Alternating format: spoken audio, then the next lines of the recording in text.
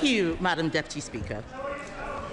And may I congratulate the Right Honourable Lady on delivering her second budget. I hope she enjoyed it, because it really should be her last.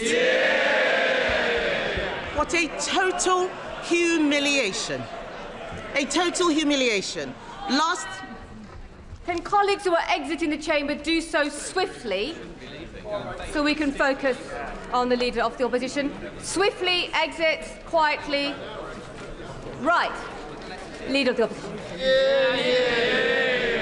It's a total humiliation, Madam Deputy Speaker. Last year, she put up taxes by £40 billion, the biggest tax rate in British history. She promised that she wouldn't be back for more. She swore it was a one-off. She told everyone that from now on, it would be stability and she would pay for everything with growth. Today, she has broken every single one of those promises. If she had any decency, she would resign. At the last budget, she said she was proud to be the country's first ever female Chancellor. After this budget, she will go down as the country's worst ever Chancellor.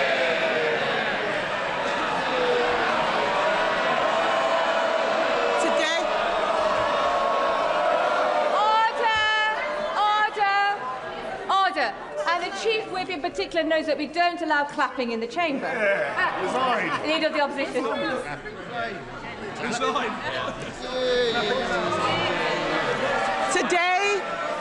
Today she has announced a new tax rate of £26 billion.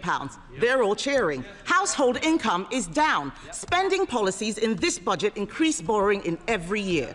That smorgasbord of misery we just heard from her can be summed up in one sentence. Labour are hiking taxes to pay for welfare. This is a budget for Benefit Street, Madam Deputy Speaker, paid for by working people. This budget increases benefits for 560,000 families by an average of £5,000. They are hiking taxes on workers, pensioners and savers to pay for handouts to keep their backbenchers quiet. These are the same, yes, they can chanter all they like. These are the same backbenchers, Madam Deputy Speaker, who cheered last year when she taxed jobs and left more than 100,000 people without an income. They cheered because they didn't understand the consequences of what they were doing, and they still don't. Madam Deputy Speaker, it's not been an easy time for the Chancellor. No one liked seeing her sitting on those benches as it dawned on her that her own backbenchers were going to do to her political career what she's done to our economy. But she could have chosen today to bring down welfare spending and get more people into work. Instead, she has chosen to put up tax after tax after tax, taxes on workers, taxes on savers, taxes on pensioners, taxes on investors, taxes on homes, holidays, cars, I think even milkshakes, taxes on anyone doing the right thing. She and this government have lost what little credibility they had left, and no one will ever trust her again. What's amazing, Madam Deputy Speaker, is that she has the nerve to come to this House and claim this is all someone else's fault. A laundry list of excuses. Yes. Madam Deputy Speaker, they blame the Conservatives as if we've been sneaking into the Treasury under the cover of darkness to give pay rises to the unions. She inherited an economy with inflation at 2% and record high employment. She has tanked it in just over a year. Endless excuses. She blames Brexit. She blames Donald Trump. She needs to blame herself. And I've got some news for her. The Chancellor didn't seem to understand what the OBR was saying. Inflation is up, not down, and that inflation was stoked by her tax and spend decisions. The economic fiscal outlook says that they expect inflation to stay higher for longer. Everybody else has read it. She still hasn't read the OBR analysis. She blames higher than expected borrowing costs. Where does she think they came from? Those borrowing costs are driven by her lack of grip. She is paying more, you're saying us, she's paying more to borrow than Greece. She is paying more to borrow than at any point under the 14 years of Conservative government.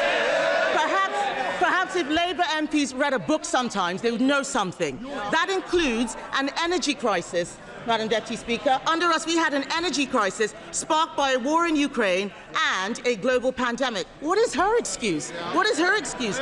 She is taking the public for fools, but they are under no illusions whose fault this is. The fact is, the bad choices she is making today, choices to break promises, choices to put up taxes, choices to spend more of other people's money, are because of the bad choices she made at the last disastrous budget. If you want growth, you need to start with knowing what kind of country you want to be and make a plan to get there. Create certainty for the people and businesses who will drive growth. There is no growth and no plan because Labour focused on settling scores and scratching the itches they had in opposition. She promised stability, she delivered chaos. Just look at the circus around this budget. First the leaks, then more leaks to try to undo the damage. Calling panicky press conferences, U-turning on her U-turns, rolling the pitch one day only to plough through it the next. She had the cheek to talk about stability, Madam Deputy Speaker. She has become the first Chancellor in history to release the whole budget ahead of time. This is extraordinary. It tells you everything you need to know about her grip on the Treasury. She's making the UK a shambolic laughingstock to international investors, and if she doesn't resign for breaking her promises, she should sure as hell go for this.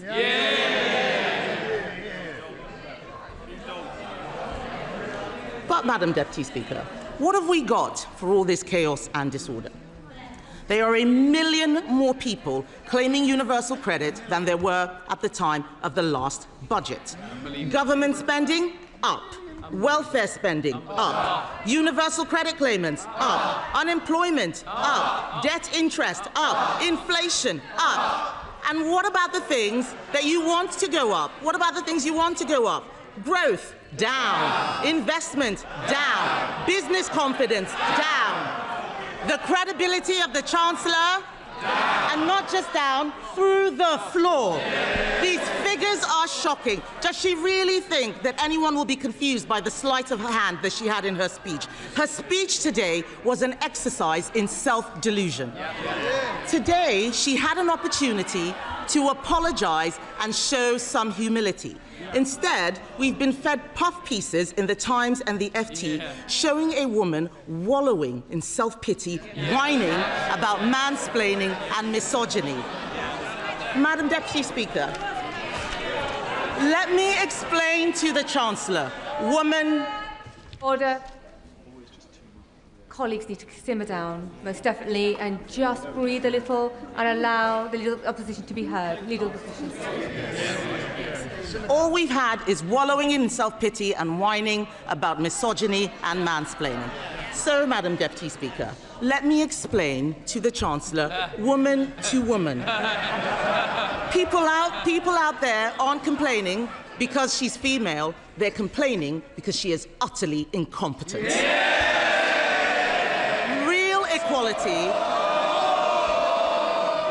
Real equality means being held to the same standard as everyone else. It means being judged on results. Take her bright idea, the Office for Value for Money. It's been closed down because it didn't save a penny. In fact, it cost the taxpayer £1.6 million. You couldn't make this stuff up. Madam Deputy Speaker, I've identified a way to save taxpayers huge amounts of money by sacking just one person, the woman sitting opposite. The ex-chief economist of the Bank of England was not mansplaining. He wasn't mansplaining when he said the uncertainty around today's budget is the single biggest reason growth has flatlined. What did the Chancellor think would happen when she went on breakfast telly to do an emergency public service announcement? I interrupt your Cheerios to bring you this frightening message about income tax. And then, unbelievably, she changed her mind 3 days later. No wonder people are in despair. She says she wants people to respect her. Order. Conservative colleagues are drowning out the Leader of the Opposition speech, so just be mindful nobody will be able to hear her at home. Leader of the Opposition.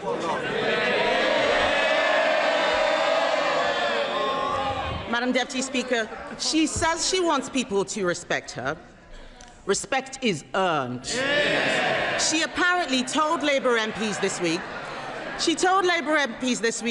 I'll show the media, I'll show the Tories, I will not let them beat me. Show us what? Making stuff up at the dispatch box, incompetence, chaos, and the highest tax burden in history.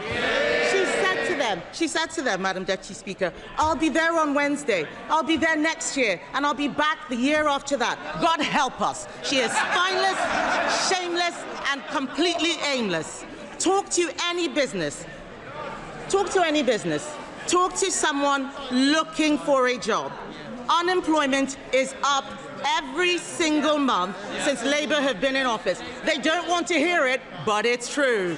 They're shouting and complaining they cannot create jobs. It is the worst year for graduate recruitment on record. Are they proud of this? Companies like Merck and Ineos slashing investment plan. Order. If you're on the front bench, I can obviously see you, Mr. Kyle. And there's no need for you to be chuntering this loud. They can see and hear you as well. Leader of the Opposition. Thank you, Madam Deputy Speaker. They don't want to hear the truth, but I'm speaking for all of those people out there who are sick of this government. Companies like Merck and Ineos are slashing investment plans. The construction sector has shrunk. How is that house building target going, by the way? I'll tell you, Madam Deputy Speaker, they are miles behind and won't even come close to what we achieved. Business confidence is at record lows. No wonder today future growth has been revised down in every year of the scorecard. The papers are reporting that 1 in 8 business leaders is planning to leave Britain. Even one of Labour's biggest ever donors, Lakshmi Mittal, has fled the country. Fled with a passport. What we have in front of us is a budget littered with broken promises. She stood on a manifesto which promised better returns for UK savers. Today, she's putting up taxes on savings, on salary sacrifice even. She promised to give pensioners the security and retirement they deserve. Today, she slapped higher taxes on people saving for their pensions. She promised to make Britain the best place in the world to invest and do business. Today, she has raised the dividend tax rates. She and the Prime Minister had already broken their promise to freeze council tax, but today she's decided to go even further, introducing a new property tax clobbering family homes that will only raise small amounts. This is Labour's Britain. This is Labour's Britain. People who work hard, Madam Deputy Speaker, people who work hard and save hard to buy their homes get taxed more, while those who don't work, who in some cases refuse to work, get their accommodation paid for by taxpayers. And then to top it all off, because taxing your home, your car, your savings and your pension wasn't enough, she has, by her own admission, broken her manifesto promise on income tax. Because in the last budget, she said, and I quote, "I am keeping every single promise on tax that I made in our manifesto, so there will be no extension of the freeze in income tax threshold." She said in that budget that extending the threshold freeze would hurt working people and take money out of their payslips. But today, she has done exactly that. Why should anyone believe anything she's promised in this budget?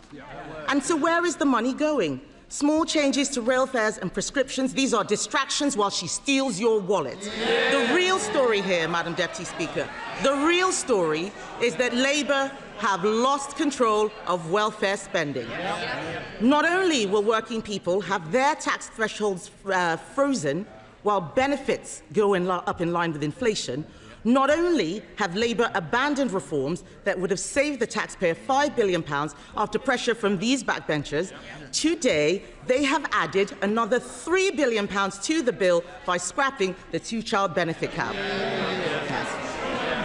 We introduced that cap, Madam Deputy Speaker, because it means people on benefits have to make the same decisions about having children as everyone else. Even Labour voters know that it strikes the right balance between supporting people who are struggling and protecting taxpayers who are struggling themselves. Just this summer, the Chancellor admitted that lifting the two-child benefit cap was not affordable. But that was before the Prime Minister accidentally fired the starting gun on the race to replace him. So now he and the Chancellor are buying the votes of their own MPs with taxpayers' money. If she wants to reduce child poverty, she should stop taxing their parents and stop destroying their jobs.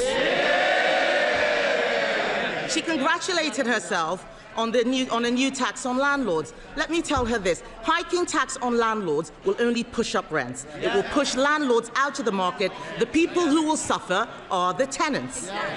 And then she talks about taxes on electric vehicles. These changes will hit rural drivers the hardest, but we know that Labour don't care about rural people.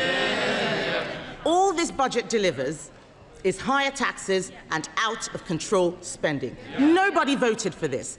The Chancellor must take responsibility. She chose to impose the jobs tax, driving unemployment higher month after month. She chose to abandon welfare reform, meaning the benefits bill is spiralling. She chose to spend more and more money she didn't have, leaving taxpayers to foot the bill. She is out of money, out of ideas, out of her depth, and she has run out of road. The country simply cannot afford a Chancellor who can't keep her own promises. Her position is untenable, and she knows it. She's talking to the Chancellor. Is he mansplaining to you, by the way? Is he mansplaining? Do you want some help? Would you like some help? What the Prime Minister should do is grow a backbone and sack her. But he won't, because he knows if she goes down, he goes down with her. So we're stuck with them both, Laurel and foolhardy. Does she have any sympathy for the people facing Christmas without a salary because of her jobs tax? For the retailers who are suffering sleepless nights because of their plummeting Christmas sales? People out there are crying. Last year, we had the horrors of the Halloween budget. This year, it's the nightmare before Christmas. And as for her, she's the unwelcome Christmas guest, 10 minutes through the door, and she's eaten all the Quality Street, Madam Deputy Speaker.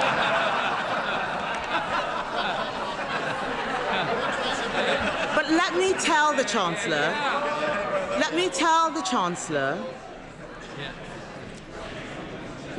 Chancellor something she has forgotten. Behind every line in today's Red Book is a family, a home, a lifetime of work and sacrifice. People are frightened, and they have every reason to be. The Chancellor has spent the last year terrifying them. Every decision that she and the Prime Minister make puts more pressure on the people who keep this country going. If Labour are the party of working people, why is it that every day under them, thousands more people are signing off work and onto benefits? It's Conservatives who are the party of work. The Labour Party should be renamed the Welfare Party. And they are making a mistake. The British public don't want higher welfare spending. They want people in work providing for themselves. They want to live in a country where hard work pays, where what you put in reflects what you get out. And we agree with them. There is an alternative. We Conservatives have set it out. This budget could have saved £47 billion, including £23 billion from welfare. She could have applied our golden economic rule, allocating half of those savings to cutting the deficit and using the rest to cut taxes. Oh, they're all pretending they're not listening. It's the shame of the mess they've made. It's the shame of the mess they've made. Order. Mr. Vince. Mr. Thompson, you're so enthusiastic. I was worried you were going to knock Mr. War off his chair a moment ago, so we need to calm down and breathe, and we need to ensure that we can hear the Leader of the Opposition. Kemi Badenoch. Even the dog is laughing at the Chancellor, Madam Deputy Speaker. She could have applied our golden economic rule, allocating half of those savings to cutting the deficit, using the rest to cut taxes. She could have abolished stamp duty on homes to get the housing market moving, abolished business rates on shops to breathe life into our high streets. She could have introduced our cheap power plan. It saves a lot more money than what she announced would bring down energy costs for homes and businesses. That's what she should have done. She should be on the side of people who get up and go to work, people who take a risk to start a company, people working all hours to keep their business afloat. She should be on the side of the farmer, trying to hand something over to the next generation. The investor, deciding whether to spend their money in the UK or elsewhere. She should be on the side of the young person, looking for their first job. The saver, doing the right thing and putting money away for a rainy day. The pensioner, trying to enjoy a decent retirement. This country works when you make the country work for them. Only the Conservatives are on their side, Madam Deputy Speaker, and our plan for them is simple. Bring down energy costs, cut spending, cut tax, back business, and get Britain working again.